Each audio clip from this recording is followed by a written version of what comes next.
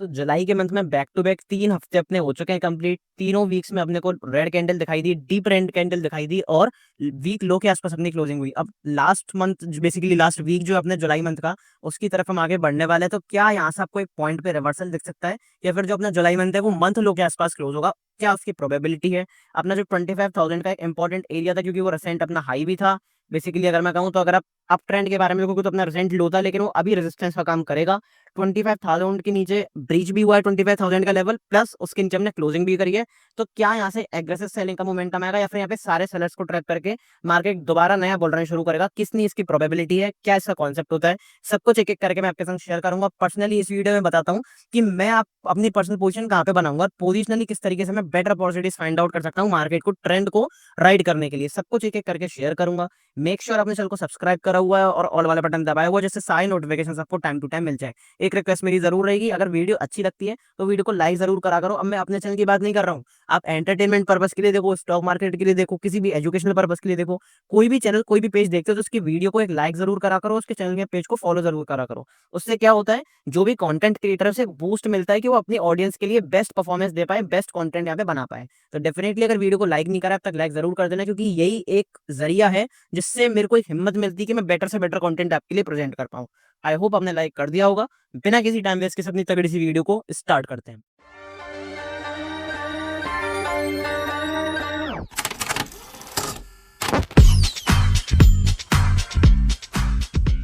सबसे पहले जो सबसे हाईलाइटेड कॉन्सेप्ट है, जो सबसे हाईलाइटेड टॉपिक है अभी, वो है रिलायंस, एचडीएफसी और आईसीआईसीआई बैंक के रिजल्ट। अब एचडीएफसी और आईसीआईसीआई बैंक के रिजल्ट तो आ जाएंगे, तो मैं टेलीग्राम पे आपको अपडेट कर दूंगा। क्योंकि रिलायंस के रिजल्ट्स करा चुके थे तो उस पर थोड़ा सा डिस्कशन करना जरूर बनता है। रिलायंस के रिजल्ट, ज्यादातर लोगों ने क्या माना था रिलायंस के रिजल्ट, क्योंकि रिलायंस का शेयर कर रहा था तो उन्हें लग रहा था कि रिलायंस के रिजल्ट बहुत खराब आने वाले हैं, क्योंकि अंदर के जो लोग हैं, जो इंटरनल मीटिंग्स होती हैं, उन्हें तो पता रहता है रिजल्ट। अब आप एक बात बताओ, अगर मैं रिलायंस की कंपनी का ओनर हूँ, ओनर से मतलब अगर मान लो मैं अच्छी पोस्ट पर भी हूँ, काम कर रहा हूँ, ये आप मान के चलो, तो मुझे तो पता है कि रिजल्ट कैसे आने वाले हैं, कंपनी में क्या चल रहा है क्या नहीं चल रहा है, एम्प्लॉयज को तो पता होता है। तो उसी हिसाब से क्या करते हैं, अंदर जो भी अगर वो स्टॉक खरीदते हैं, जो भी उनके अंदर के प्राइवेट स्टॉक जो रहते हैं, मतलब एक तो पब्लिक करे हुए, जो इन्वेस्टमेंट करी हुई है, जो शेयर्स लिस्ट करे हुए हैं, जो अनलिस्टेड शेयर्स हैं, वो उन पे बाइंग सेलिंग कर सकते हैं प्रेफरेबली।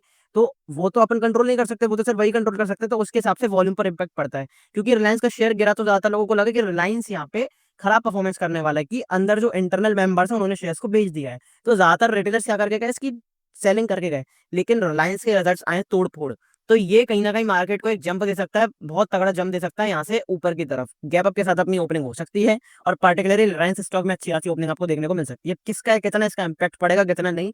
एक नेगेटिविटी जिसमें मैं बताता हूँ आपको, यहाँ पे प्रॉफिट आपको दिखा रखा है कि 39% यहाँ पे इंक्रीज हुआ है। ईयर ऑन ईयर आप देखोगे तो 60%, किसी में 60% इंक्रीमेंट, किसी में 30% इंक्रीमेंट, बहुत तगड़े रिजल्ट आए हैं। लेकिन एक इंपॉर्टेंट चीज क्या है कि इनकी अदर इनकम जो सोर्स है ना, वो यहाँ पे दिखाया गया है कि 10,000 करोड़ की यहाँ पे बढ़ी है अदर इनकम, जो कि बहुत बड़ा नंबर होता है। पर उसमें एक चीज इंक्लूड आपको क्या करनी है, 9,000 करोड़ के इन्होंने शेयर्स को बेचा है। कौन से शेयर्स को बेचा है? एशियन पेंट्स के इन्होंने 9,000 करोड़ के यहाँ पे शेयर्स बेचे थे। तो उससे जो भी 9,000 करोड़ का जो प्रॉफिट हुआ है, 9,000 करोड़ का एक्चुअली शेयर नहीं बेचे, 9,000 करोड़ का जो प्रॉफिट हुआ, जो अदर इनकम आई है, उसमें इनको क्या इंक्लूड कर रहा है कि 10,000 करोड़ में 9,000 करोड़ इंक्लूड करें। तो बेसिकली जो इनका प्रॉफिट है उसमें से आपको 9,000 करोड़ माइनस करने पड़ेंगे। ये चीज आपको समझ में आना पड़ेगा कि 9,000 करोड़ को माइनस करके आपको यहाँ पे इनका क्वार्टर टू क्वार्टर या फिर ईयर ऑन ईयर अगर आप देखते हो तो वो सेटलमेंट आपको बैठाना पड़ेगा। तो ये थोड़ा सा आपको देखना पड़ेगा कि आप रिजल्ट किस तरीके से देख रहे हो। अगर आप रिजल्ट बिल्कुल प्रॉपरली देख रहे हो कि मतलब बूस्ट करता हुआ जा रहा हूँ, बूस्ट करता हुआ जा रहा है, स्टॉक बूस्ट करता हुआ जा रहा है, प्रॉफिट अच्छे जा रहे हैं, अच्छे जा रहे हैं, मैं कोई डाउट नहीं कर रहा इसमें। लेकिन जो प्रॉफिट आ रहा है वो आ कहां से रहा है, वो आ रहा है एशियन पेंट्स के शेयर को बेच के। तो अगर आपको बैलेंस शीट नहीं पढ़नी आती है तो सीखो, यूट्यूब पर आप देख सकते हो, काफी सारे लोग बताते हैं, एनालाइज करते हैं। मैं पर्टिकुलरली अपना पर्सनल एनालाइज करता हूँ। तो अगर आप कहोगे तो मैं एक इसके ऊपर जरूर डिटेल वीडियो बनाऊंगा कि एक्चुअली जो रिजल्ट्स आते हैं, बैलेंस शीट आती है, वो किस तरीके से पढ़ी जाती है, income source, profit, revenue, growth, ये किस तरीके से देखा जाता है। अगर आप कमेंट करते हो रिजल्ट्स के रिलेटेड, या फिर मतलब आपको अगर बैलेंस शीट अगर आप कमेंट करते हो तो बैलेंस शीट यहाँ पे कमेंट कर देना, मैं जरूर आपके लिए डिटेल वीडियो बनाऊंगा और बताऊंगा कि किस तरीके से बैलेंस शीट पढ़ते हैं। तो रिलायंस के रिजल्ट तो बहुत गजब के हैं, लेकिन अभी भी निफ्टी और बैंक निफ्टी किस पर टिके हुए हैं, एचडीएफसी के रिजल्ट्स के ऊपर और आईसीआईसीआई बैंक के रिजल्ट्स के ऊपर, क्योंकि ये जो दो बैंक जाइंट्स हैं इनके रिजल्ट अभी आज आना बाकी है। अगले वीक वेडनेसडे को किसके रिजल्ट्स आने वाले हैं, इन्फी के। तो मुझे पर्सनली ऐसा बहुत ज्यादा नहीं लगता कि इन्फी के रिजल्ट बहुत अच्छे हैं, क्योंकि आईटी सेक्टर के पूरे लगभग ऑलमोस्ट अच्छी से अच्छी कंपनी के रिजल्ट भी बहुत खराब आ रहे हैं, तो हो सकता है कि आईटी के इन्फी के रिजल्ट बहुत अच्छे नहीं आए, और क्योंकि इन्फी के शेयर्स भी गिरे तो इन्फी को वहां से भी नुकसान उठाना पड़ा होगा, और काफी अच्छी सेल्स इन्फी की हुई नहीं है, तो मुझे ऐसा पर्सनली लगता कि इन्फी के यहाँ पे रिजल्ट आ सकते हैं। तो वहाँ पे वेडनेसडे को या फिर बेसिकली थर्सडे को जो निफ्टी की एक्सपायरी होगी अगले वीक, वहां पे एक सेलिंग का ट्रिगर आपका बन सकता है। लेकिन अभी फिलहाल मुझे यहाँ पे पॉजिटिविटी दिख रही है, मार्केट आपको ऊपर जाता हुआ जरूर देख सकता है, एक बड़ा ऊपर की तरफ मूवमेंट करता हुआ जरूर देख सकता है, क्योंकि अपने को लेवल्स को ट्रेड करना है, चार्ट को ट्रेड करना है बजाय न्यूज के। तो उसके ऊपर बात करते हैं। सबसे पहले बढ़ते हैं मंथली टाइम फ्रेम पे। मंथली टाइम फ्रेम क्यों इंपॉर्टेंट है? मंथली टाइम फ्रेम इंपॉर्टेंट है अगर आप बड़ी ट्रेंड कैप्चर करना चाहते हो, बड़ा मूव कैप्चर करना चाह रहे हो, पोजिशनली ट्रेड को होल्ड करना चाह रहे हो, तो ये आपके लिए काफी इंपॉर्टेंट हो जाता है। ठीक है, अब बढ़ते हैं टॉप डाउन एनालिसिस। अपना ये होता है टॉप डाउन मतलब पहले हम बड़े टाइम फ्रेम से छोटे टाइम फ्रेम पर जाएंगे, ये सबको पता होगा। तो मंथली टाइम फ्रेम पे देखो, आपको 2 से 3 इंटरेस्टिंग चीज दिखाऊंगा, आपको सच में समझ आएगा कि सेलिंग पैनिक करने लायक क्यों नहीं है। देखो, मंथली टाइम फ्रेम पे जब भी अपना टॉप बना है उसमें क्या आपको मतलब प्रॉपर प्रोसेस दिखाई दिया है। वीकली टाइम फ्रेम पे तो आपको पता होगा कि मैं क्या देखता हूँ कि पहली कैंडल रेड बने, दूसरी कैंडल उसका लो क्रॉस करके सस्टेन करे, तो वीकली टाइम फ्रेम पे अपने टॉप का मतलब बेसिकली कन्वे हो जाता है, टॉप यहाँ पे बन जाता है। लेकिन मंथली टाइम फ्रेम पे आपको क्या देखना होता है कि कैंडल अगर सेलिंग आ रही है तो क्या उसकी कैंडल का साइज बड़ा है कि नहीं। अब मंथली टाइम फ्रेम पे अगर आप देखोगे यहाँ पे अपना टॉप बना, कैंडल का साइज बहुत बड़ा था। बैक टेस्टिंग करके देखते हैं कि मंथली टाइम फ्रेम पे अगर आप देखोगे तो जब जब अपना टॉप बढ़ रहा है तो आपको बड़ी सेलिंग देखने को मिल रही है, बड़ी कैंडल देखने को मिल रही है, डीप कैंडल देखने को मिल रही है। यहाँ पे अगर आप जुलाई मंथ की कैंडल देखोगे तो हमने कुछ मूव नहीं करा है, कोई बड़ा मूवमेंट नहीं आया। कितने परसेंट का मूव आया देखते हैं एक बार। यहाँ से अगर मैं लगाता हूँ ऊपर से नीचे तक तो कितने परसेंट का मूव आया है? 2-2.5% का मूव आया, जो कि बहुत ज्यादा बड़ा मूव नहीं है। तो ये चीज आपको समझनी पड़ेगी, अगर हम 2-2.5% गिर रहे हैं, रेड कैंडल बना भी रहे हैं, तो एज अ डिप आपको मान के चल रहा है, क्योंकि अपना क्या है, ट्रेंड अपना पॉजिटिव है। क्योंकि ट्रेंड पॉजिटिव है, ट्रेंड जब तक नहीं टूटेगा, ट्रेंड जब तक यहाँ पे हायर हाई से लोअर लो, लोअर हाई का स्ट्रक्चर नहीं बनेगा, तब तक अपना ट्रेंड पॉजिटिव है, तब तक अपन को सिर्फ और सिर्फ पोजिशनरी तो बाय करके चलना है। इंट्राडे लेवल पर बेशक सेलिंग आ सकती है, मैं कोई मना नहीं कर रहा कि इंट्राडे पर सेलिंग मत करो, लेकिन क्योंकि अपना पोजिशनली ट्रेंड हाई है, ट्रेंड पॉजिटिव है, तो डेफिनेटली अपने को बाय करके चलना चाहिए। ये इंपॉर्टेंट लेवल कौन सा है? ये इंपॉर्टेंट लेवल है अपना 24,800 का। ये बहुत इंपॉर्टेंट लेवल है, अगर आप साइकोलॉजिकली देखो तो ये काफी इंपॉर्टेंट रोल आपके लिए प्ले करेगा। एक्चुअली अगर मैं लगा के दिखाऊं तो 24,800 का यहाँ पे अपन ने सपोर्ट लिया, यहाँ पे रेजिस्टेंस लिया, यहाँ पे रेजिस्टेंस लिया, एक बार इसका ब्रेकआउट करा तो डेफिनेटली अगर ये रीटेस्ट करने आ रहा है एक बार, यहाँ पे पॉजिटिव प्राइस एक्शन बना देता है, तो यहाँ पे अगला बुल रन चालू होगा निफ्टी का। और कोई बुराई नहीं है इस बुल रन को प्ले करने में, बेसिकली इस बुल रन को यहाँ पे राइड करने में, क्योंकि काफी सारे लोग क्या सोच रहे हैं, वो छोटी टाइम फ्रेम पे सेलिंग आ गई, सेलिंग आ गई, उसको वहां पे सेलिंग देख के वो घबरा रहे हैं, तो उनके लिए दिक्कत वाली बात है। क्योंकि बड़े टाइम फ्रेम पर जब तक आप नहीं देखोगे आपको ट्रेंड क्लियर नहीं होगा। छोटे टाइम फ्रेम पर बेशक अपना ट्रेंड जो है नेगेटिव है, सेल एंड राइज पैटर्न्स हैं, लेकिन बड़े टाइम फ्रेम पर अभी भी अपन पॉजिटिव है, और वीकली टाइम फ्रेम पर भी स्टिल हम पॉजिटिव है। कैसे बताता हूँ। देखो, कंफ्यूजन कहाँ पे होता है? कंफ्यूजन यहाँ पे होता है कि प्राइस एक्शन जो अपना बना, वो बना है यहाँ पे टॉप का, यहाँ पे टॉप बन चुका है। लेकिन जब मैं बार बार बता रहा हूँ कि सेलिंग का यहाँ पे आपको क्यों नहीं देखना है, मतलब इतनी सेलिंग का क्यों नहीं देखना है भी, क्योंकि यहाँ पे साइज आपका बहुत छोटा है कैंडल्स का, जो रेड कैंडल्स है इनका साइज बहुत छोटा है।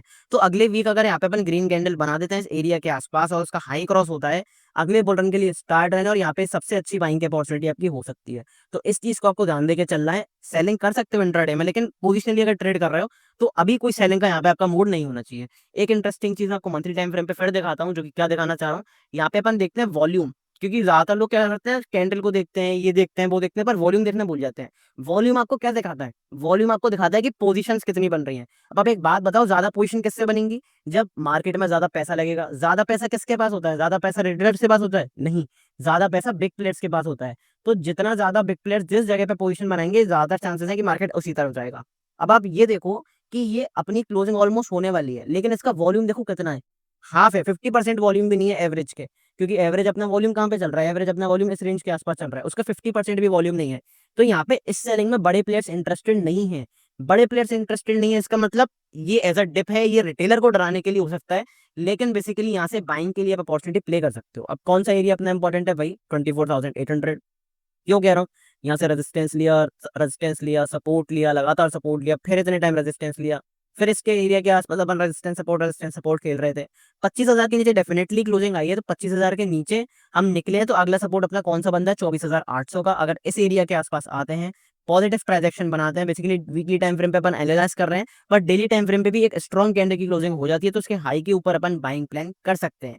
ये अपने लिए एक इंपॉर्टेंट एरिया होने वाला है। क्यों इंपॉर्टेंट एरिया होने वाला है उसके ऊपर ही बता देता हूँ। क्योंकि अगर मैं फिबोनाची रिट्रेसमेंट एरिया लगाता हूँ, अगर फिबोनाची रिट्रेसमेंट एरिया में यहाँ से लगाता हूँ, तो आपको क्या दिखेगा? कौन से डिप के ऊपर आप प्ले कर सकते हो? मैं फिबोनाची रिट्रेसमेंट एरिया नीचे से लगा रहा हूँ।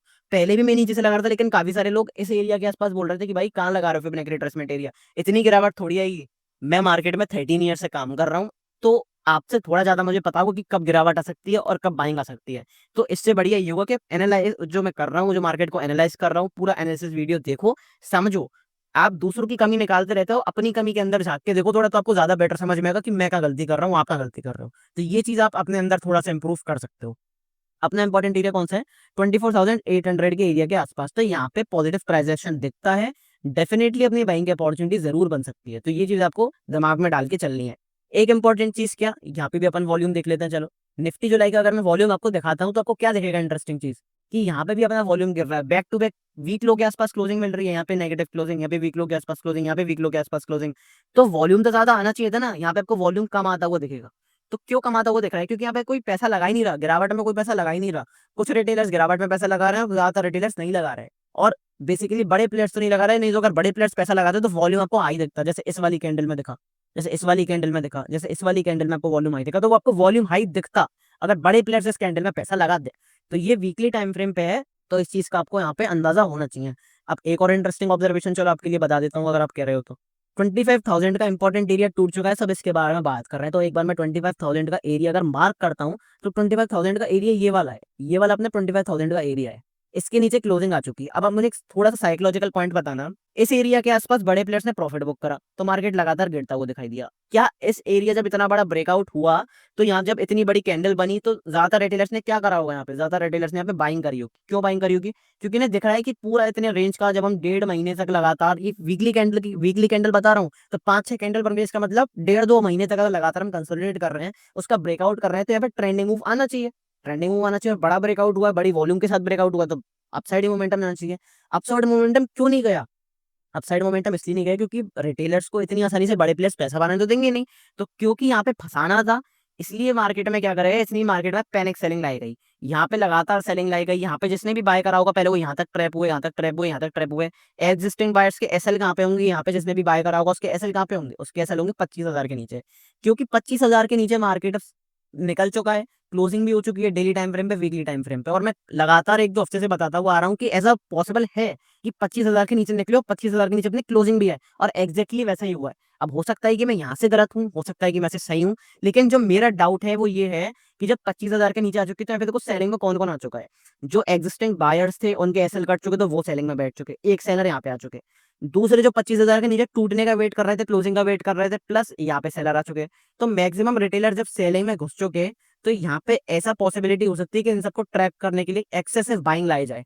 क्योंकि ट्रेंड पॉजिटिव है, स्ट्रक्चर पॉजिटिव है। अब आप सेलिंग दिखा रहे हो रिटेलर्स को, तो रिटेलर तो क्या सोचेगा? रिटेलर ये सोचेगा पंप डंप वाला सीन है। तो यहाँ पे सब सेलिंग में घुस गए, सबने पोजीशन काट दी, पैनिक फैल गया।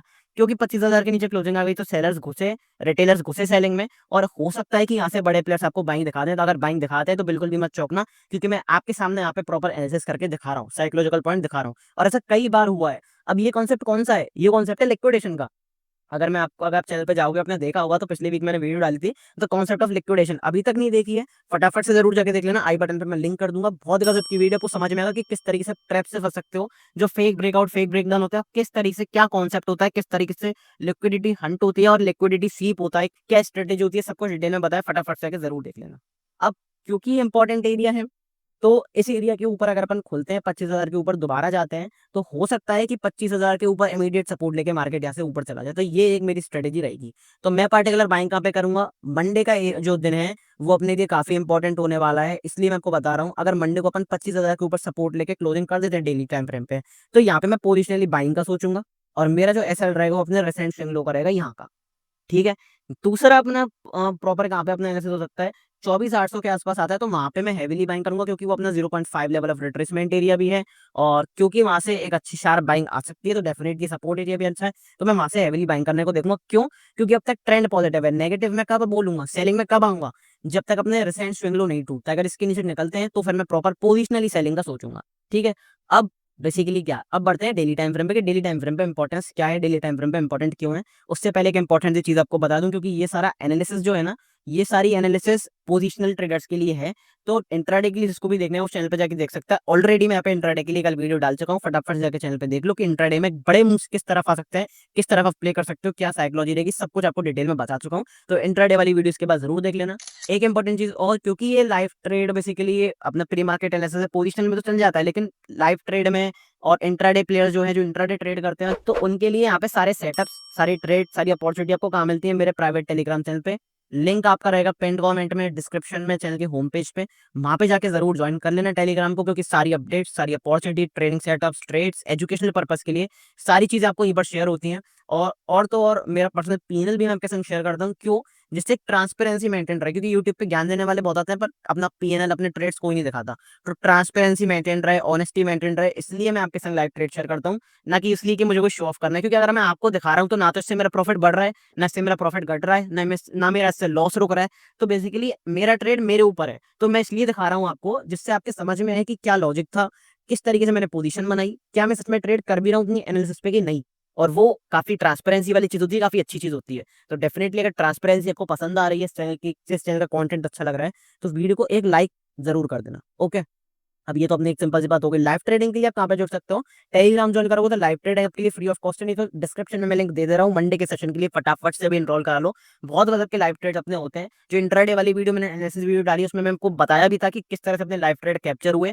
अपने 25 से 28 ट्रेड हो चुके हैं और सिर्फ 2 एसएल गए हैं, और बाकी के जो ट्रेड सक्सेसफुल हैं, काफी बढ़िया और काफी बड़े ट्रेड्स अपने सक्सेसफुल हुए हैं। तो डेफिनेटली टेलीग्राम को जरूर ज्वाइन कर लेना। चैनल के डिस्क्रिप्शन में लिंक है, टेलीग्राम ज्वाइन कर सकते हैं। यहाँ से चैनल पे जाके कोई भी पेज आप एनरोल करा सकते हो, फ्री ट्रायल देख सकते हो। सारे यहाँ पे आपको प्लान्स अवेलेबल है, यहाँ पे अपना एनरोल कर सकते हो अपने हिसाब से। ऑफर्स भी चल रहे हैं तो यहाँ पे आप एनरोल कर सकते हो। अब बेसिकली क्या है कि अगर सच में कुछ टेक्निकल सीखना चाहते हो, ए टू जेड मास्टर क्लास मैंने यहाँ पे प्रोग्राम चालू करा है, बिल्कुल लीस्ट अमाउंट में, जिससे एक स्मॉल इन्वेस्टर, स्मॉल ट्रेडर भी यहाँ पे अपना जो एनरोलमेंट है वो कर पाए। यहाँ पे आपको बेसिक से लेके एडवांस तक सारी चीजें सीखने को मिलेंगी। सारा मार्केट का आउटलुक, मार्केट की टेक्निकल्स, फंडामेंटल्स, कैंडल स्टिक्स, सारे इंडिकेटर्स कौन से यूजफुल होते हैं, क्या प्राइस एक्शन है, क्या साइकोलॉजी है, स्ट्रेटेजीज क्या क्या होती हैं, सब कुछ आपको सीखने को मिलेगा। और लास्ट में क्विज भी है कि आपको क्या समझ में आया, क्या नहीं समझ में आया। बहुत गजब का कोर्स है, एनरोल कर सकते हो अभी फटाफट से जाके, लिंक डिस्क्रिप्शन में। गेट 10 ऑफ यूज कर लेना, डिस्क्रिप्शन में कोड दिया हुआ ऑलरेडी, तो डिस्क्रिप्शन पढ़ो एक बार, वहां पे जाके एनरोल कर सकते हो। और अगर सच में क्रिप्टो फॉरेक्स में अगर ट्रेड करना चाहते हो तो डेल्टा एक्सचेंज का लिंक जो है वो डिस्क्रिप्शन में, वहां से जाके एनरोल कर सकते हो। मेरी लिंक से एनरोल करोगे तो 10% आपको फायदा मिलेगा, और आपकी ट्रेडिंग पे मुझे कुछ यहाँ पे थोड़ा सा बहुत जो फायदा है, कमीशन है, वो मिल जाएगा। तो मैं भी थोड़े बहुत अपने 2-4 रुपए पैसे बना लूंगा एक्स्ट्रा। तो डेफिनेटली इनरोल कर सकते हो। अब बढ़ते हैं डेली टाइम फ्रेम पे। डेली टाइम फ्रेम पे क्या है, वही सिंपल सा एरिया है अपना 25,000 का एरिया, जिसके बारे में हाइप चल रही है। एक चीज आपको समझनी पड़ेगी कि जब मार्केट में हाइप चलती है ना, कि 25,000 का एरिया टूट गया, ये हो गया, वो हो गया, क्रैश हो गया, तमाम तमाम मच गई, तो वो चीज क्या होती है, वहां पे पैनिक क्रिएट करा जाता है। पैनिक क्रिएट क्यों करा जाता है? पैनिक क्रिएट इसलिए करा जाता है रिटेलर्स को ट्रैप करने के लिए। ये चीज आप हमेशा याद रखना मार्केट में। जब आपको लगेगा ना कि ये होने वाला है, ये होगा, तो वो कभी नहीं होगा। अब आपको क्या लग रहा है सिनेरियो को देख के? ये स्विंग लो टूटा, ये स्विंग लो टूटा, ये सब स्विंग लो टूटा, बड़ी बड़ी कैंडल्स बन रही हैं, तो क्या होगा? क्रैश आएगा, ये होगा, वो होगा, सेलिंग आ जाएगी, नए लोज लग जाएंगे। मेरे हिसाब से यहाँ पे ट्रैप करने से अच्छे बढ़िया सिनेरियो ट्रैप करने के लिए कोई भी नहीं है। अगर मैं बड़ा प्लेयर्स की थिंकिंग के हिसाब से सोच रहा हूँ, तो इससे बढ़िया सिनेरियो कोई भी नहीं है। क्यों? यहाँ पे मैं रेजिस्टेंस लिया, सपोर्ट लिया, रेजिस्टेंस लिया, सपोर्ट लिया, यहाँ पे सपोर्ट लिया। अब इसके नीचे एक बार निकल गए, क्लोजिंग हो गई, सब कुछ नेगेटिविटी यहाँ पे फैल गई, तो सारे सेलर्स यहाँ पे क्या बैठ गए? सारे बेसिकली रिटेलर्स कहाँ पे बैठ गए? सेलिंग में बैठ गए। क्यों? क्योंकि यहाँ पे सब कुछ दिख गया, प्राइस एक्शन में प्राइस ने यहाँ पे कंफर्म कर दिया। अब इसके ऊपर एक बार खुल जाते हैं तो ऐसे एग्रेसिव बाइंग अगर मिल जाए तो चौंकना मत। या फिर लाइव मार्केट में इसको दोबारा तोड़ के यहाँ पे अगर भग जाए 25,000 नए हाइस के ऊपर, तो चौंकना मत। ये चीज मैं आपको बताने की कोशिश कर रहा हूँ, क्योंकि ऐसी पॉसिबिलिटी हाई है, ये बिल्कुल हो सकता है। और अगर नीचे निकलते हैं मंडे को, तो फिर अपना नेक्स्ट सपोर्ट का लेवल कौन सा रहेगा? 24,800। ये सपोर्ट लेवल आपको जरूर ध्यान में रखना है। कौन से पार्टिकुलर डिप्स के ऊपर आप प्ले कर सकते हो, उसके बारे में अपन बात करते हैं एक एक करके। तो यहाँ पे अगर मैं अपने स्विंग लो से स्विंग हाई तक का फिबोनाची रिट्रेसमेंट एरिया लगाऊंगा, तो एक्जैक्टली आपको अगर क्या दिखेगा, आपको दिखेगा कि यहाँ पे कौन सा अपना लेवल आ रहा है। अपना इंपॉर्टेंट लेवल आ रहा है 25,000 का, जो अपना टूट चुका है, और बेसिकली 24,800 का अपना अगला लेवल है, जहाँ से अपने को अच्छी खासी बाइंग देखने को मिल सकती है।